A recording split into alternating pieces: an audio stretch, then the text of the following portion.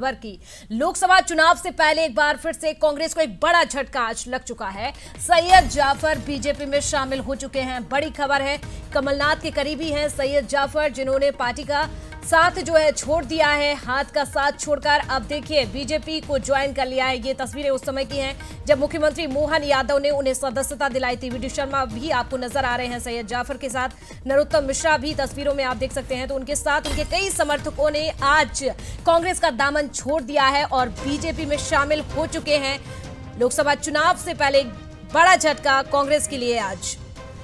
तो बड़ी बात यह है कि लगातार छिंदवाड़ा पर बीजेपी की नजर बनी हुई है और एक के बाद एक देखिए कांग्रेस का कुनबा यहां पर घटता हुआ नजर आ रहा है। लगातार देख रहे हैं छिंदवाड़ा से तमाम समर्थक, तमाम दिग्गज जो है बीजेपी में शामिल हो रहे हैं और ये तस्वीरें भी आप देखिए, बड़ा झटका है। उज्जैन से भी कई कांग्रेस नेता बीजेपी में शामिल हुए हैं। पथरिया की जिला पंचायत सदस्य ने भी सदस्यता ली है। तो वहीं कमलनाथ के नाक कान भी अब बीजेपी के साथ है, ये कहा है वी.डी. शर्मा ने।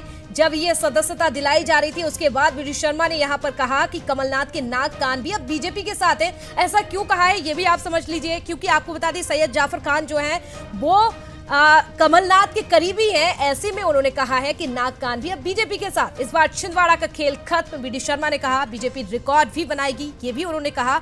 अभी और भी लोग कतार में हैं, ये कहा मुख्यमंत्री मोहन यादव ने। लोगों को प्रधानमंत्री मोदी के नेतृत्व पर विश्वास भी है, मुख्यमंत्री मोहन यादव ने ये कहा।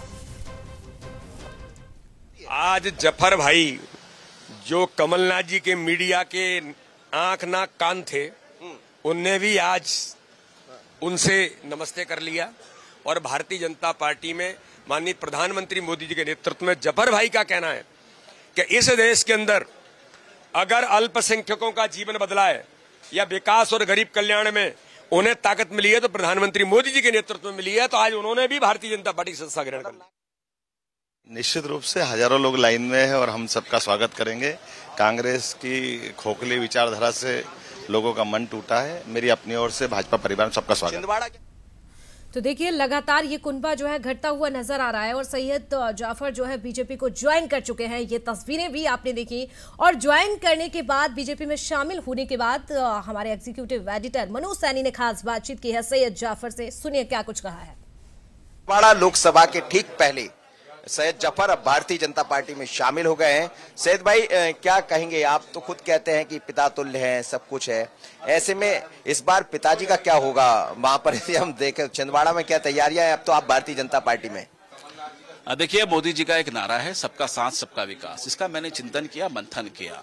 सन 1925 में जो संघ आरएसएस का गठन हुआ, उस गठन पे जो एजेंडे उन्होंने तैयार किए, चाहे वो धारा 370 का हो, चाहे वो राम मंदिर का निर्माण का हो, चाहे वो कॉमन सिविल कोड का हो, इन सब को देखने के बाद ये लगता है कि 100 साल से संघ और बीजेपी अपने एक ही एजेंडे पे काम कर रही है और जनता का उसको समर्थन मिल रहा है। कांग्रेस लगातार कंफ्यूज हो रही है, अपने वरिष्ठ नेताओं की उपेक्षा कर रही है, युवा नेताओं का उपयोग नहीं कर रही है। इसीलिए हमने मोदी जी के परिवार में शामिल होने का निर्णय लिया और बंटी साहू जी को छिंदवाड़ा का सांसद बनाने में अपना एक सहयोग करने का निर्णय लिया। इस बार ये माना जाए कि जो आपके करता धरता रहे, जिन्हें आप कहते रहे लगातार, आज भी आप उनका, कमलनाथ जी का बहुत सम्मान करते हैं, तो कमलनाथ जी का गेम ओवर होगा इस बार?